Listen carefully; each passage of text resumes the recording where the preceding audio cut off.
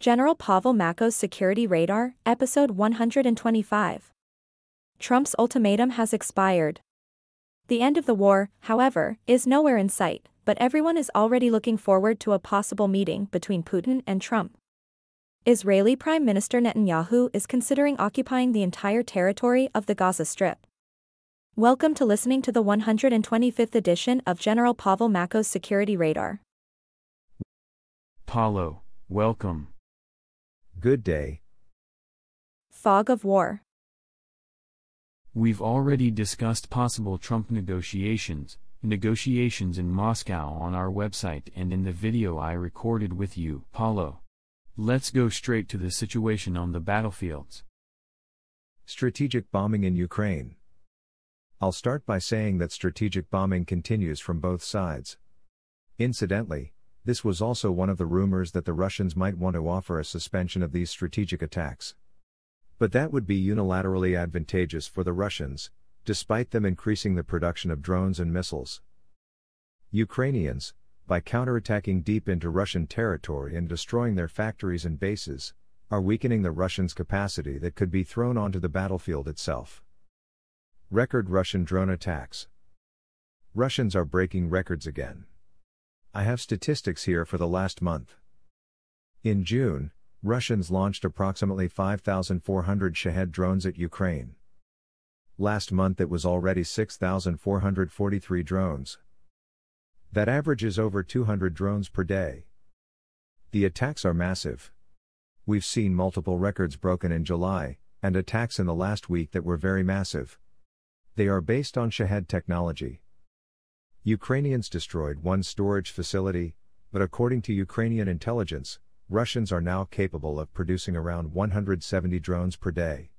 Compared to May, they've increased it by another 70, at that time, they were producing about 100.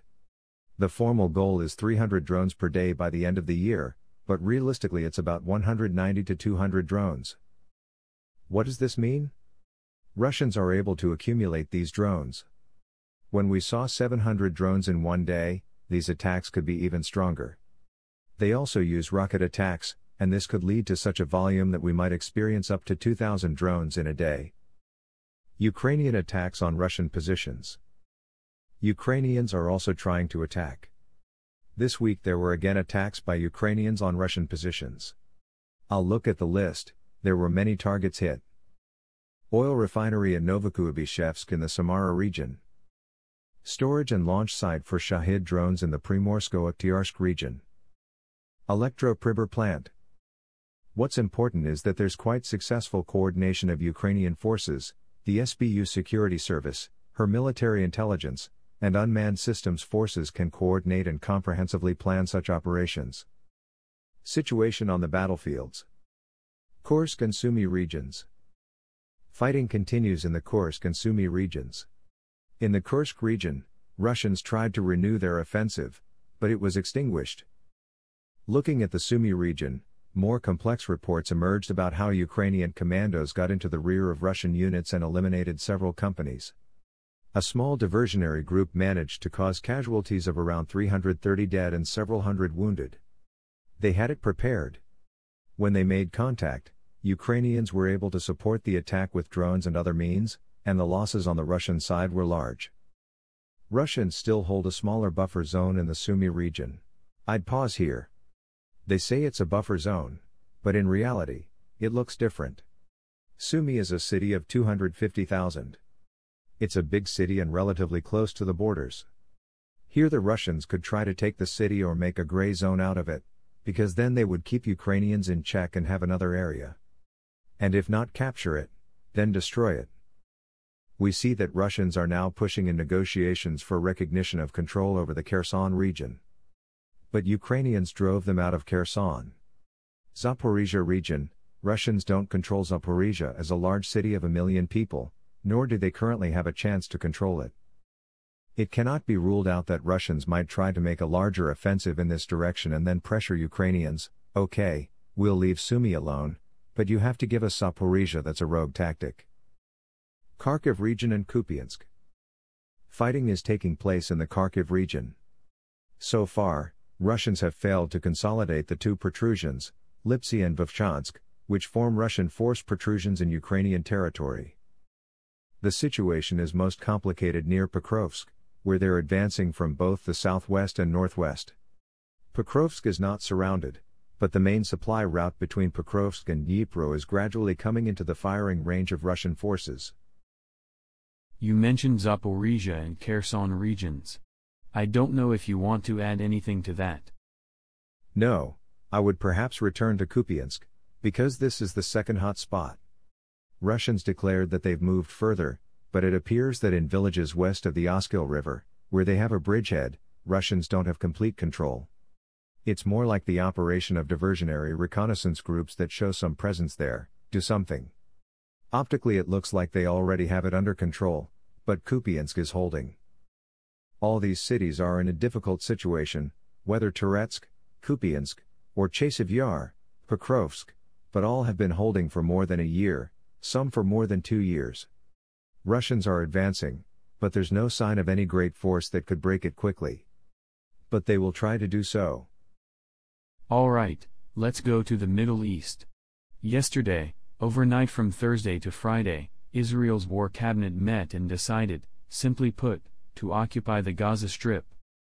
Well, Israel occupied the Gaza Strip until 2005, or had full security control there, then handed it over to the Palestinian authorities.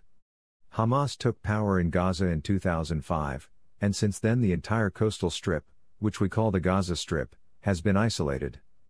Israel built a protective fence there, and on October 7, 2023, we saw how that ended.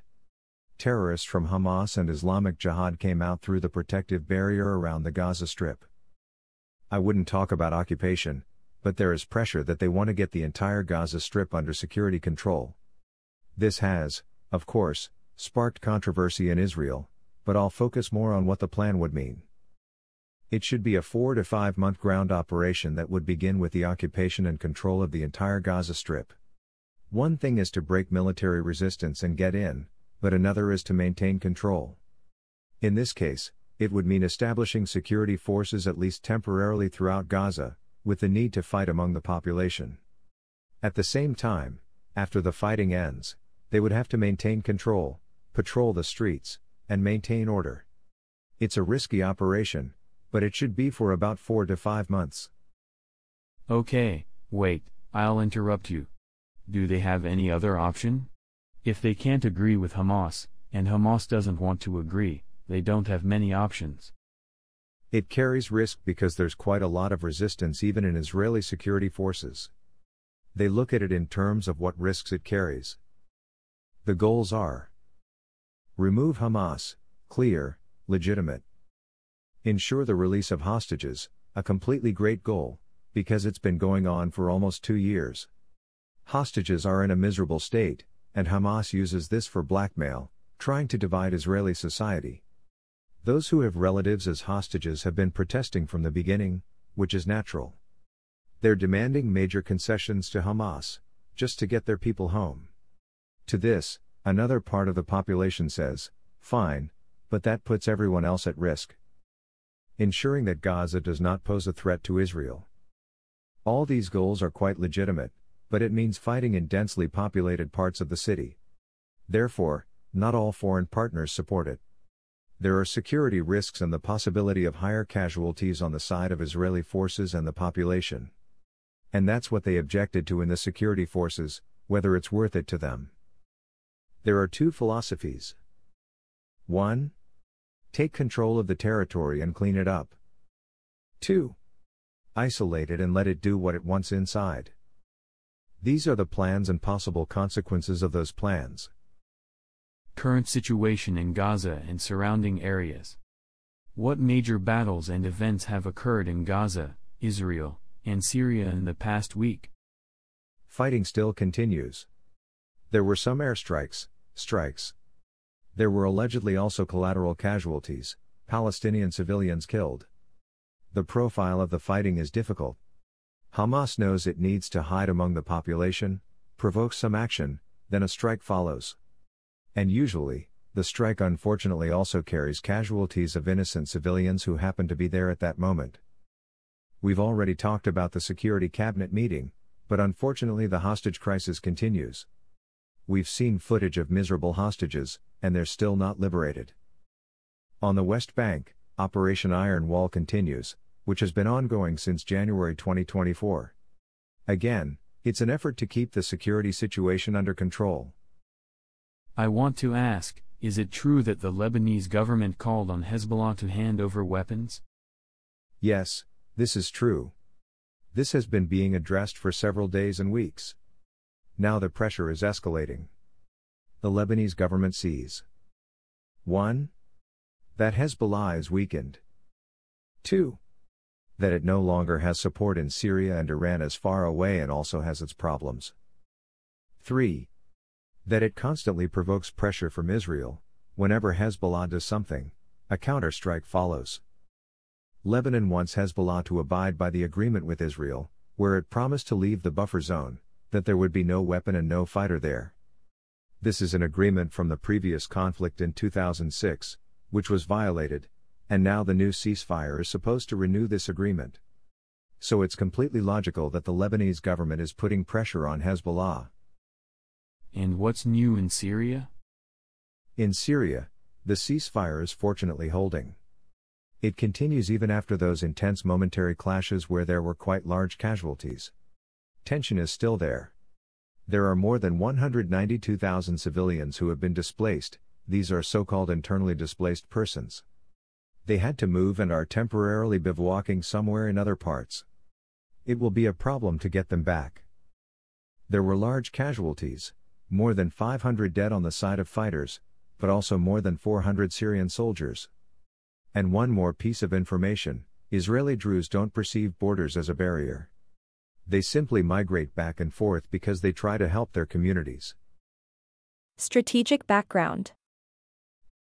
Paulo, today we'll skip the history of World War II, but this week we commemorated another anniversary, 80 years since the dropping of atomic bombs. What do you have prepared in the background today? I have several topics here. It was really a rich week. Everything we've seen, including those Moscow negotiations. But I would go to other things that are more in the background. Interview with Kirill Budanov. First, I would mention an interesting interview with the head of Ukrainian Intelligence Defense Service, Kirill Budanov. He had a philosophical moment, a reflection, where he discussed how Ukraine should continue its resistance against Russians and that national unity needs to be maintained. It needs to be put in context that these were his subjective expressions, but he was quite on point in saying that if the country internally starts to fall apart or fragment into various interest groups, there will also be an erosion of independence and risks. If those in power break away too much from the chain, there's a risk they'll break away from the people. And that was in Ukraine. After the Orange Revolution, Tymoshenko ultimately failed, then we saw Poroshenko's government, which was also kind of neither here nor there. Into this come these negotiations, where there might be some ceasefire, but not everyone will be satisfied with it. As long as you're under pressure, you stick together like a flock. But when that pressure eases, differences can surface. I've heard that Ukrainians got access to data from a Russian submarine that's part of the nuclear triad. Is that true? Yes, that's right. It's a shock. For Russians, it's a serious matter. Ukrainian intelligence gained access to classified specifications. We're talking about a Russian nuclear submarine, not some older one, but one of those modern Borei class that carries 16 intercontinental ballistic missiles, each with multiple warheads. It's a means of retaliation. Countries keep these submarines precisely because they're always in an unknown location and are a guarantee that even if they were attacked with nuclear weapons, they wouldn't be disarmed, because they can counterstrike from submarines. It's a fiasco if Ukrainian intelligence service got access to security measures on the submarine, procedures and protocols, even the crew list. This doesn't speak well of the protection of Russian strategic capabilities. Of course, this could cause escalation. Maybe it wasn't even good that they published it, that they know it. We don't know what all they know, but the fact that they published it is already on the edge, when even Russians have in their doctrine an attack on their nuclear facility as one of the triggers. But they're not affecting or attacking the submarine so far. The problem is that Russians already had a mishap a few years ago when they lost control of the so-called nuclear briefcase. It was when they had their Russian Air Force One parked at the Moscow airport, and some thief broke into it. They claim it was a thief, but someone got in there and had access to electronic systems and everything related to it. So for a nuclear superpower, this is quite irresponsible. Joint weapons purchase for Ukraine. What about the joint weapons purchase for Ukraine that was talked about so much? A lot was talked about it, but the process in dozens of Ramstein formats was always chaotic. Only now is it starting to come together, coordination is taking place. At this moment, the European Public Procurement Agreement for Ukraine has been created. The Czech Republic, Denmark, and the Netherlands have launched a joint program worth $1 billion for the delivery of American weapons to Ukraine. This is already about planning, coordinating with a clear time horizon and a clear order. It should be for air defense systems and artillery. The impact is that it's moving from donations to structured procurement, when there's not much left to donate. Thus, it can be put into some consolidation, and arms factories can better plan their capacities. The important thing is to maintain strategic unity. If we know we need to help Ukraine, not primarily for them, but also for ourselves, then it needs to be done, and it needs to be done sensibly, in a consolidated manner, and not chaotically, where there's a different idea every week. Call from Israeli security leaders. In Israel, there's an interesting call from the security elite, who are calling for a stop to the fighting in Gaza. What's that about? In August, about 600 former Israeli security leaders, including former heads of Mossad, Shin Bet, their counterintelligence, and the general staff, signed a call for an immediate end to the war in Gaza. They claim that the main military objectives have already been met. Hamas has lost key capabilities, it doesn't represent a great real force. There are its remnants, but it's more a political matter from their perspective than a military one. Therefore, they say they wouldn't need to engage further. We don't have to agree with them, but it's a signal from people who stood at the head of the general staff in these components, have insight into these things, and are weighing on the scales, what they can achieve and what it will cost them. And on the other side of the scales is, what all it can cause and what risks it carries. They're trying to balance those risks. This call resonated in the media as well.